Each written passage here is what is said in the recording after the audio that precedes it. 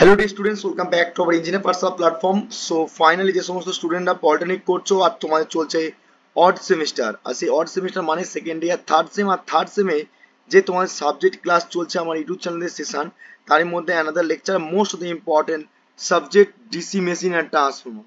আর already তোমাদের তিনটে subject parallelly চলছে ইলেকট্রিক্যাল ইঞ্জিনিয়ারিং এ। তো সেই যে সমস্ত ক্লাসগুলো চলছে আশা করি তোমরা ক্লাসগুলো করে বেনিফিট তুলছে এবং তোমরা বুঝতে পারছো প্রত্যেকটা ক্লাস। এবং তার সঙ্গে তোমাদের সানডেতে থাকছে তোমাদের জন্য যে প্রত্যেকটা ইউনিট কমপ্লিট হবে সেই ইউনিটের 5 ইয়ার্সের পিওয়াইকিউ, অর্থাৎ প্রিভিয়াস ইয়ারে যে কোশ্চেন তোমাদের আসছে যে সেমিস্টারে, সেটার কিন্তু উইথ সলিউশন। তো আজকে যে ক্লাসটা করতে চলেছি খুবই ইম্পর্টেন্ট হতে চলেছে ক্লাসটা, কারণটা আছে তোমাদের এখান থেকে নিউমেরিক্যাল পরীক্ষায় আসে। তো নিউমেরিক্যাল করতে গেলে কি করবো, 4 নম্বর ইউনিট আজকে তোমাদের 4 নম্বর lecture. Already first second and third lecture complete করে দিয়েছি, বেসিক্স পার্ট থেকে শুরু করে কনস্ট্রাকশন ও ওয়ার্কিং প্রিন্সিপাল সম্পূর্ণ কমপ্লিট হয়ে গিয়েছে। আজকে যেটা করতে চলেছি খুবই ইম্পর্টেন্ট, যেটা হচ্ছে EMF equation. EMF equation, transistor transformation ratio, এখান থেকে তোমাদের নিউমেরিক্যাল প্রবলেম আসে। তো আমরা অলরেডি কমপ্লিট করেছি ওয়ার্কিং প্রিন্সিপাল। আজকে যেখান থেকে করবো আমরা ডিফারেন্ট টাইপ অফ ট্রান্সফর্মার দেখে নিয়েছি, কত রকম ট্রান্সফর্মার হয় এবং কোনটাকে স্টেপ আপ কোনটা টেস্ট ডাউন সবকিছু দেখেছিলাম। আজকে যেটা পড়তে চলেছি খুবই ইম্পর্টেন্ট, বলা বলছি ক্লাসটা প্রথমে বলবো শেয়ার করে দাও যে সমস্ত বন্ধুরা এখনো পর্যন্ত ক্লাসগুলো করছে না, বা তোমাদের যে সমস্ত সরি বন্ধু বান্ধবরা এখন জানছে না যে এখান থেকে ক্লাস চলছে ফ্রি অফ কস্টে, সেখান থেকে অবশ্যই তোমরা ইনফর্ম করে দাও। বেস্ট অফ দ্য বেস্ট কন্টেন্টের উপর ডিপেন্ড করে ক্লাস, আর পুরো জিরো থেকে পুরো একবারে অ্যাডভান্স পয়েন্ট যাবো আমরা। তো আজকে ইম্পর্টেন্ট সেশন হতে শেয়ার করে দাও প্রথমেই। তো যারা চ্যানেলে প্রথম আসছো তারা চ্যানেলটাকে সাবস্ক্রাইব করে পাশ থেকে বেল আইকন অন করে অল নোটিফিকেশন অন করে রাখবে, লেটেস্ট আপডেট এবং তোমাদের career related government update job notification এবং তার সঙ্গে যে সমস্ত ক্লাসগুলো চলছে তার নোটিফিকেশন সমস্ত আগে সবার আগে আপডেট পেয়ে যাবে।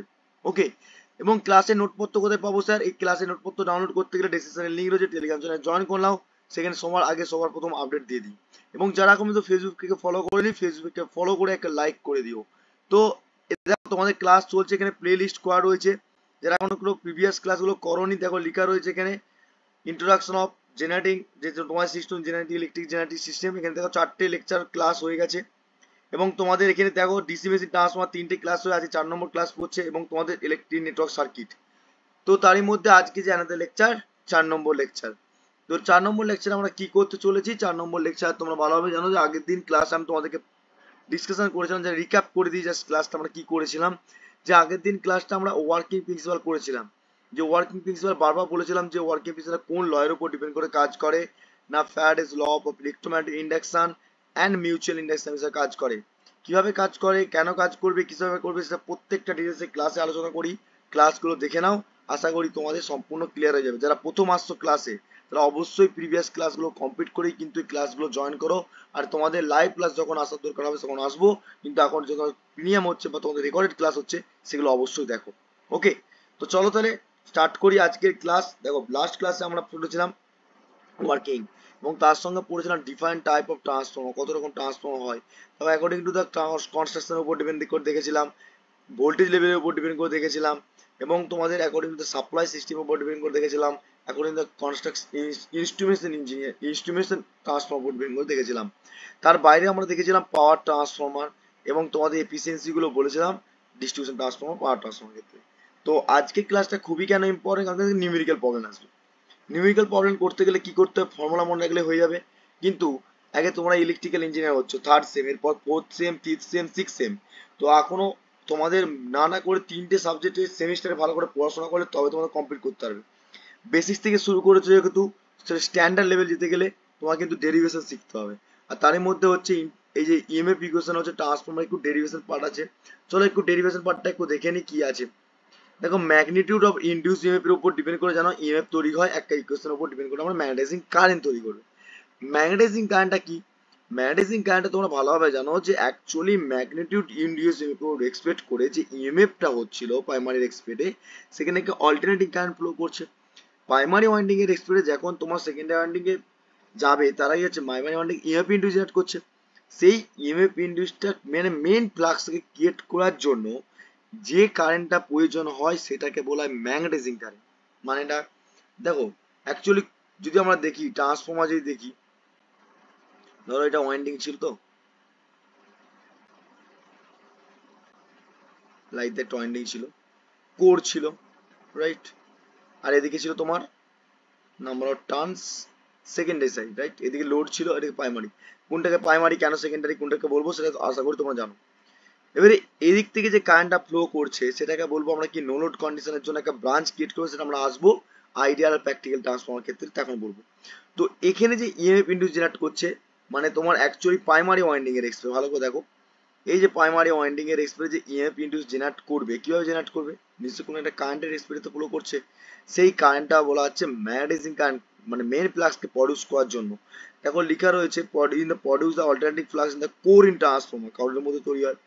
এবারে এই প্রডিউস দ্য অল্টারনেটিভ ফ্লাক্সটা প্রাইমারি থেকে যখন লিঙ্কেজ করে সেকেন্ডারিতে যাবে সেটাকে বলবো মিউচুয়াল ইন্ডাকশন।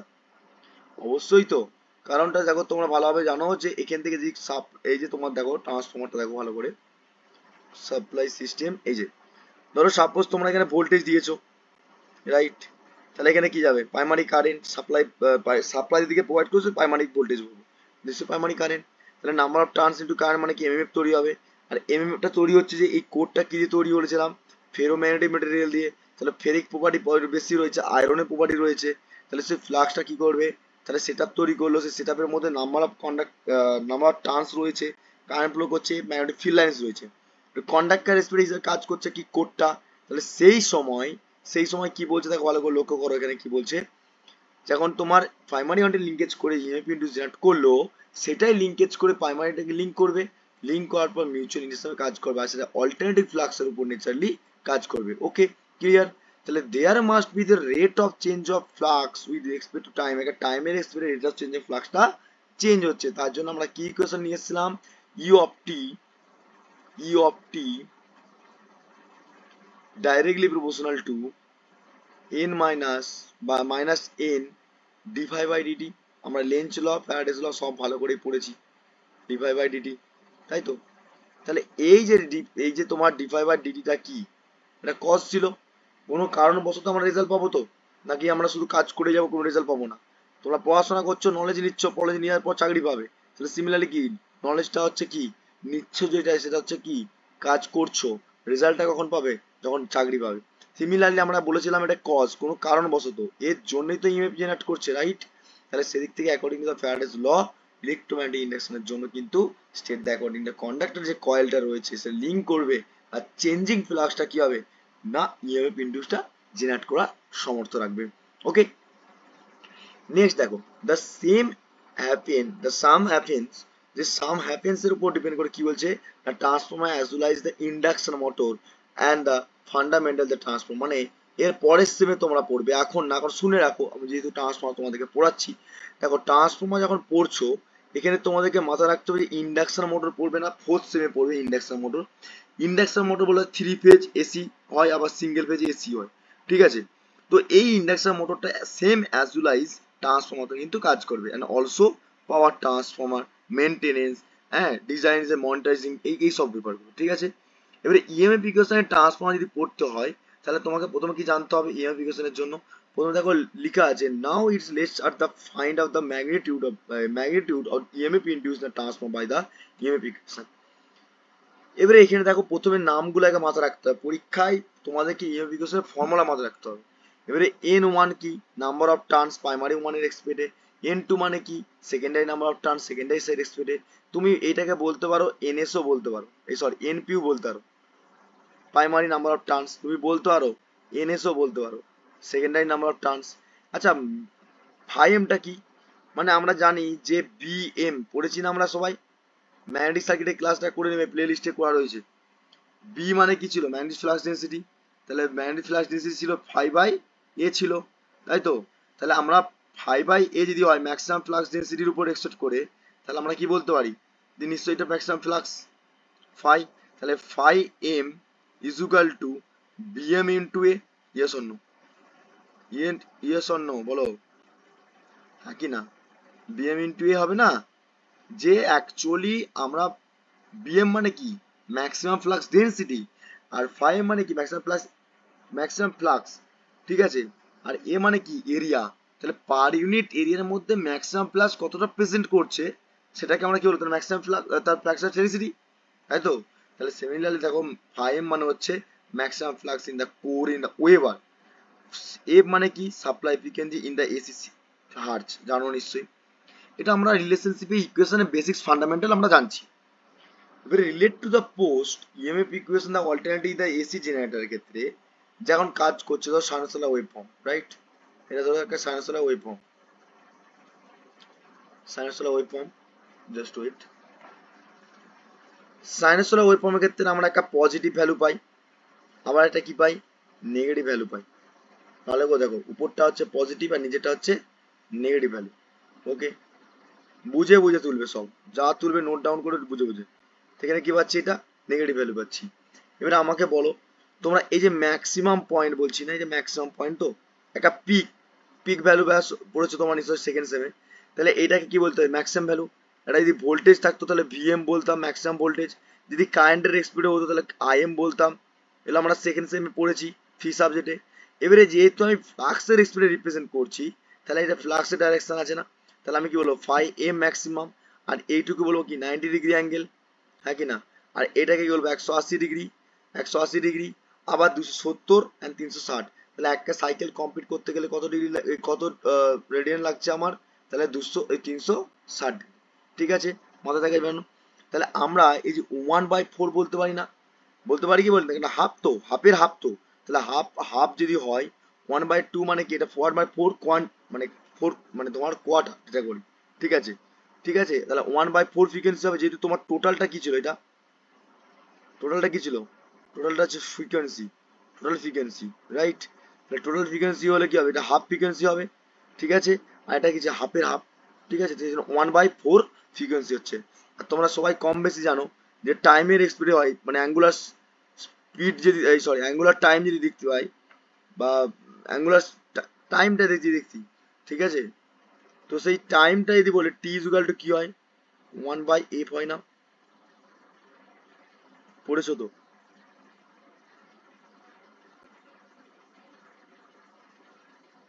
ওকে, আর এখান থেকে এফ ইজুগাল টু কি হবে, 1/t। এগুলো সব ফি সাবজেক্ট, যারা ভালো করে ফি সাবজেক্ট পড়েছো আশা করি বুঝতে পারছো। আর আমি এটা ক্লাসও প্রোভাইড করেছিলাম তোমাদের, সব সব ইউটিউবে রয়েছে, যারা ক্লাস ফলো করো তারা দেখে নেবে, কারণ কি যারা ফলো করে তারা ঠিক বুঝে। এবারে দেখো ভালো করে লক্ষ্য করো।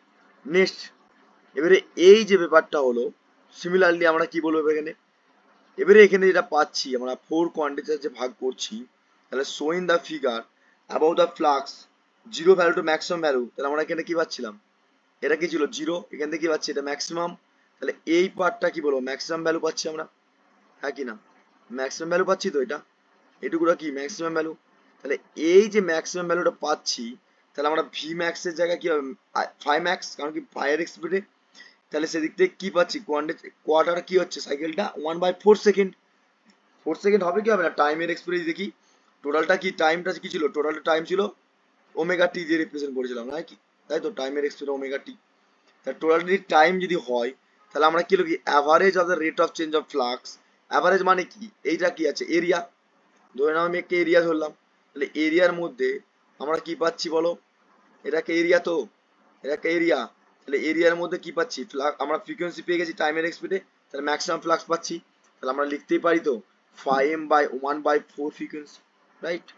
সিমিলারলি যদি উপরের ভ্যালুটা 4টা যদি উপরে উঠে যায়, ধরো 5m/1/4 ইন্টু 4 ইন্টু ফ্রিকোয়েন্সি, তাহলে আমরা এই 4টার ভ্যালুটা কি হয়ে যাবে, উপরে উঠে যাবে। এই 4টা ভ্যালুটাকে তো যাবে উপরে উঠে গুণাকার হয়ে যাবে। দেখো লেখা আছে 4 ফ্রিকোয়েন্সিটা ছিল 5m ওয়েবার পার সেকেন্ড বা ভোল্ট। ঠিক আছে, আমরা ওয়েবার পার সেকেন্ড কেন বলছি, তার ইউনিটের উপর ডিপেন্ড করে। এবারে দেখো লক্ষ্য করে নাও, rate of change of flux per unit EMF induce ভোল্টেজের উপর ডিপেন্ড করে। তাহলে অ্যাভারেজ ভোল্টেজ, অ্যাভারেজ ইএমএফ ইন্ডিউসটা করছি পার টার্মের এক্সপেক্টে, তাহলে কি হবে 4 into frequency, supply frequency into maximum flux, ভোল্টেজের এক্সপেক্ট হচ্ছে। দেন কি বলছে দেখো ভালো করে লক্ষ্য করো, এটা কিন্তু খুব প্রুফটা দেয় না, কিন্তু তোমাদের ফর্মুলার জন্য করতে হবে তো। নেক্সট দেখো, if flux VM various simultaneously, আমরা জানি ফ্লাক্সটা পজিটিভ নেগেটিভ ক্ষেত্রে কি হবে, প্রত্যেক কাছে চেঞ্জ হবে। সেটা RMS value induce expect multiplication কি হবে, এভারেজ ভ্যালু পাবো। এবারে we have to know that যে form factor and peak factor, right? তোমরা জানো ফর্ম ফ্যাক্টর কি, ফর্ম ফ্যাক্টর একটা পিক ফ্যাক্টর। ফর্ম ফ্যাক্টর আর পিক ফ্যাক্টরের জন্য টিক্স বলেছিলাম, যারা ক্লাসগুলো ফলো করে তারা আশা করি বুঝতে পারবে। ফর্ম ফ্যাক্টর হচ্ছে সবসময় র্যাপকে আর আরপিএম কে মনে রাখবে। র্যাপ, RAF, RAF, RF মানে কি? তোমার র্যাপ সং সবাই শুনো, ঠিক আছে? আমি টিক্সটা তৈরি করেছি তোমাদেরকে বোঝানোর জন্য। র্যাপ সং, আবার সবাই শুনেছো MRP নাম, ম্যাক্সিমাম রিটেল প্রাইস, MRP শুনেছো নিশ্চয়ই। এবার আমরা কি পড়ছি? আমরা পড়ছি ফর্ম ফ্যাক্টর আর পিক ফ্যাক্টর, মনে রাখার টিক্স, ঠিক আছে? দেখো শোনো, ফর্ম মানে কি? এফ। তাহলে র্যাপের পেছনে কি আছে? এফ আছে। জাস্ট এফ মানে হচ্ছে সবসময় it is the ratio between, it is the ratio between কি হবে? It is the ratio between মানে কি? Form F.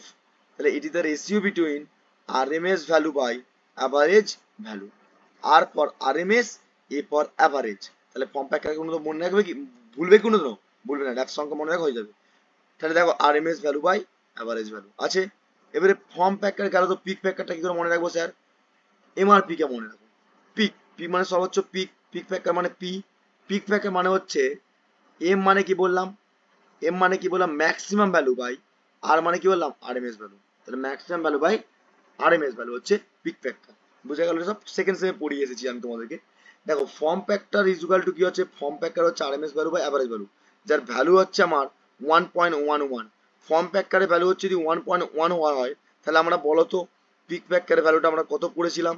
তাহলে পিক ফ্যাক্টরের ভ্যালুটা পড়েছিলাম 1.41 পড়েছিলাম। কি করে আসছে না আসছে সেটা প্রুভ করে সব কিছু বলেছিলাম। দরকার পড়ে আবার এসআই কেটে ক্লাস দেবো, তখন আবার বুঝে নেবে তোমরা, ঠিক আছে? কেন আসছে, কিসের জন্য আসছে। সবসময় নিট অ্যান্ড ক্লিন লাগবে, আর নলেজ পুরো কনসেপ্ট ক্লিয়ার রাখবে, তবে ক্লিয়ার হবে। তাহলে 1.41 কেন আসছে সেটাও বলে দেবো পরবর্তীকালে যখন এসআই কিট শুরু করবো। ওকে, তো এখানে ফর্ম ফ্যাক্টর আর পিক ফ্যাক্টর ভ্যালুটা মনে রাখতে হবে। এবারে কি করলাম? যে ফর্ম ফ্যাক্ট RMS ভ্যালু পেয়েছি একটা নাম্বার অফ টার্নস এর এক্সপেক্টে, নাম্বার টার্নস নাম্বার টার্নস কত ছিল? 4 ইন্টু সাপ্লাই ফ্রিকোয়েন্সি 5 ছিল, সেটার সঙ্গে কি করলাম? এই ভ্যালুটাকে জাস্ট পুট করলাম, গুণ করে দিলাম। তাহলে 4.44, এই 4.44 তো নিশ্চয়ই হবে গুণ আকারে হলে। 4.44 5 ইন্টু 5 ইন্টু ভোল্ট, অর্থাৎ এটা হচ্ছে মেন ফর্মুলা হয়ে দাঁড়াবে তোমাদের ইএমএফ ইকুয়েশনে। তোমাদেরকে ফর্মুলা কিন্তু মাথায় রাখতে হবে, ইএমএফ ইকুয়েশন নিউমেরিক্যাল যখন করাবো তোমাকে এই ফর্মুলাটা মাথায় রাখতে হবে, ঠিক আছে? Now RMS value of the EMF induce the whole প্রাইমারির ক্ষেত্রে কি হবে? প্রাইমারি মানে কি? নাম্বার অফ টার্নস প্রাইমারি অনেক ক্ষেত্রে তারা ইএমএফ ইনডিউস দিয়ে অ্যাড করবে, ইয়েস অর নো? তাহলে আমরা প্রাইমারি ক্ষেত্রে নাম্বার অফ টার্নস এর এক্সপেক্ট কি হচ্ছে? N1 ছিল, তাহলে N1 মানে কি? U1। তাহলে নাম্বার অফ টার্নস N1 এর এক্সপেক্ট আমরা U1 পেয়ে গেছি। শুধু জাস্ট কি করেছি? ভ্যালুটাকে শুধু জাস্ট N1 করলাম, U1 করলাম। ওকে, বাকি সব চেঞ্জ কিছু হবে না, সব যেমন কাছে দেবো। সেকেন্ডারি ক্ষেত্রে কি হবে? সেকেন্ডারি ক্ষেত্রে কি হবে? সিমিলারলি E2 আর N2 হবে। ওকে, এই ফর্মুলাগুলো কিন্তু মাথায় রাখবে, কিন্তু প্রচুর ইম্পর্টেন্ট। এবার দেখো ইএমএফ ইকুয়েশনে আমরা ট্রান্সফর্মার ইকুয়েশনে পেলাম কি? দেখো এবার ট্রান্সফরমেশন রেশিও পাওয়ার আগে ইএমএফ ইকুয়েশনে কি পাচ্ছি? দেখো U1 বাই N2 বলতে পারি, এই sorry U1 by N1, number of turns এর এক্সপেক্টে ইএমএফ পাচ্ছিলাম, কারণ কি নাম্বার অফ টার্নস যত বেশি হবে N1 এর ক্ষেত্রে ইএমএফ ইনডিউস বেশি জেনারেট করবে। তাহলে সেটা ফর্মুলাটা হচ্ছে এটা। তাহলে ইএমএফ ইকুয়েশন আশা করি বুঝতে পেরেছো কি করে আসলো কি করে না আসলো। এবারে এই ইএমএফ ইকুয়েশনটা নাম্বার অফ টার্নস এর same both of primary second winding ক্ষেত্রে আমার সঙ্গে যখন ট্রান্সফর্ম থাকছে তখন কি হচ্ছে? প্লাস প্রাইমারি এন্ড সেকেন্ড ওয়াইন্ডিংটা ট্রান্সফার সেম ভাবে ফ্লো করবে। ওকে, সেই জন্য আমরা কি বলছি? আইডিয়াল কন্ডিশনে, ভালো করে শুনে রাখো এটাকে, পরীক্ষা খাতায় খুব আসে, এবং তোমাদের এখানে নোট যখন করাবো নিউমেরিক্যাল, নোট পয়েন্ট করে লিখে রাখো। We already know that the from power equation transformer ক্ষেত্রে আইডিয়াল কন্ডিশনে কোনো লস হয় না। তাহলে লস যদি না হয়, তাহলে যেই ভোল্টেজটা দিচ্ছি সেটা তো নাম্বার ট্রান্সফার সেটা হবে ইএমএফ ইনডিউস, তাহলে V1 বাই U1 বলবো। বুঝে গেল? আইডিয়াল কন্ডিশন ট্রান্সফর্মার যখন তখন লো লোড কন্ডিশন বলবো, বা বলতে পারি on no load condition. Okay, secondary ক্ষেত্রে কি হবে? E2 বাই V2, মাথা রাখবে। V1 মানে কি? সাপ্লাই ভোল্টেজ, সাপ্লাই প্রাইমারি ক্ষেত্রে। E2 মানে কি? নাম্বার অফ টার্নস সেকেন্ডারি ক্ষেত্রে। ওকে, এবারে আসবো আমরা ট্রান্সফার রেশিও। আগে আছে ইএমএফ ইকুয়েশন গেল, ট্রান্সফার রেশিও কাকে বলবো? দেখো ভোল্টেজ ট্রান্সফার রেশিওকে আমরা কে অথবা স্মল হাতের এ দিয়ে রিপ্রেজেন্ট করি। কে অথবা অনেক অনেক বইতে এ দিয়ে আছে, এলো কি? Constant value. এবারে দেখো ডিভাইড করছি ইএমএফ ইকুয়েশনের ক্ষেত্রে, তখন আমরা কি পাচ্ছি? E1 by N1, E2 by N2 equal to K. Clear? তাহলে সেভেন্থে কেটা হচ্ছে কি? কনস্ট্যান্ট ভ্যালু ধরাচ্ছে, বা ভোল্টেজ ট্রান্সফার রেশিও ধরে আমরা কে অথবা এ ধরতে পারি। We have to remember this point also we have to consider for the voltage transformation ratio the K indicate or otherwise the A. ওকে, এবারে ব্যাপারটা হচ্ছে কখন স্টেপ আপ হবে কখন স্টেপ ডাউন হবে। যখন স্টেপ আপ হবে তখন কে এর ভ্যালু কি হবে ভালো করে লক্ষ্য রাখো, এটা কিন্তু প্র্যাকটিক্যাল রিজন। কে মানে কি হলাম, কনস্ট্যান্ট ভ্যালুটা কি হবে, যখন তোমার ট্রান্সফরমার স্টেপ আপ হচ্ছে, স্টেপ আপ মানে কি ভোল্টেজ বাড়াচ্ছ, তাহলে সেদিক থেকে N2 বাড়বে নাম্বার ট্রান্সটা, তখন হচ্ছে K is equal two greater than ওমা। যদি N2 তুলনায় N1 টা বেশি থাকে তাহলে কি হচ্ছে প্রাইমারি ওয়াইন্ডিংটা বাড়ছে, তাহলে N1 মানে কি নাম্বার ট্রান্স প্রাইমারি সাপ্লাই দিতে পারি, সেই নাম্বার ট্রান্সটা কি যেদিকে সেদিকে হবে সেদিকে হচ্ছে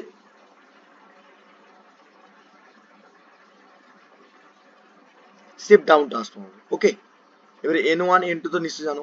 এবারে আসবো আমরা transfer ratio and turns ratio. Transfer ratio কি, দেখো টার্নস রেশিও প্রথমে একটা টার্নস নাম্বার অফ টার্নস এর রেশিও দিতে পারছি। দেখো সাপ্লাই ভোল্টেজ দিয়েছিলাম, number of turns EMF induce generate করছে কি নাম্বার অফ টার্নস এর রেশিওতে, সিমিলারলি ইনডিউস ইএমএফ সেকেন্ডারি যেটা করছে নাম্বার অফ টার্নস এর রেশিওতে করছে। ঠিক আছে, এবার টার্নস রেশিও কাকে বলতে থাকবো, turns ratio of the single phase transformer define as a ratio, এটা কেন রেশিও কি number of turns primary and the secondary number of turns কে বলা হয় টার্নস রেশিও। তাহলে নাম্বার অফ টার্নস রেশিও কি বলছে N1 অ্যান্ড সেকেন্ডারি হচ্ছে N2। তাহলে টার্নস রেশিও কি হবে আমরা বলতে পারি কে অথবা এ দিয়ে রিপ্রেজেন্ট করতে পারি, তাহলে আমরা কি বলবো N1 by N2। I hope clear. Okay, এবারে যদি হয় তাহলে N1 বাই N2 যদি আইডিয়াল কন্ডিশন হয়, তাহলে সিমিলারলি আমরা N1 বা N1 into U1 induce EMF generate করছে, আর কি নাম্বার অফ টার্নস এর রেসপেক্টে তো তৈরি করছিল U1, হ্যাঁ কি না বলো, ভালো করে দেখো পড়িয়ে আসলাম।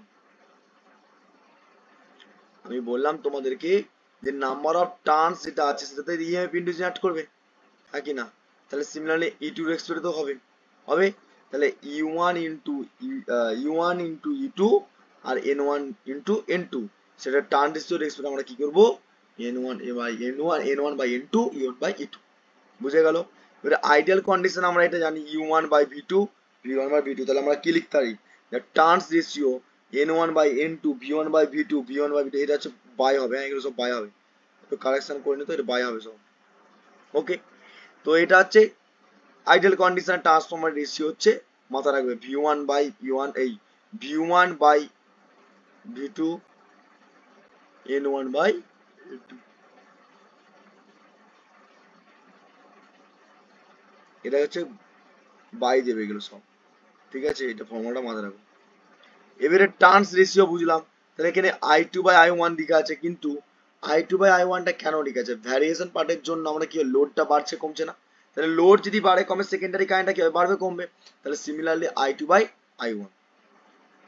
এবারে হচ্ছে ট্রান্সফরমেশন রেশিও কি, ট্রান্সফরমেশন রেশিও কি, ট্রান্সফরমেশন রেশিও অ্যাকচুয়ালি দেখো ওটা transformation ratio is the define the ratio output voltage the ইনপুটের ভোল্টেজ রেসপেক্ট আমাকে কি হয় ইকুয়েশন করতে হবে, মানে given the information about the change of the voltage level of the transformer, অর্থাৎ ট্রান্সফরমেশন রেশিও কে দিয়ে রিপ্রেজেন্ট করে কে, দেখো ট্রান্সফরমেশন আউটপুট বাই ইনপুট। ঠিক আছে, মাথা রাখো, শুধু জাস্ট ফর্মুলা গুলো মাথা রাখো তাহলেই হবে নিউমেরিক্যাল ক্ষেত্রে। এই যে ট্রান্সফরমেশন রেশিও, ওকে, এটা হচ্ছে খুবই ইম্পর্টেন্ট।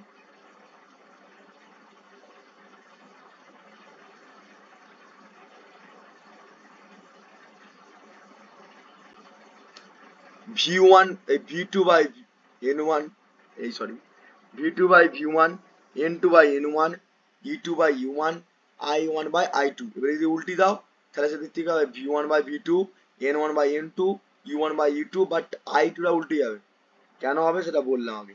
ঠিক আছে, এইটা তোমাদেরকে আজকে রাখবো, কারণটা আছে দেখো বেশি পড়িয়ে দিলে তোমরা নিতে পারবে না, আমি তো তোমাদের ছোট ছোট করে লেকচার গুলো দিচ্ছি যাতে করে তোমার সুবিধা হয়।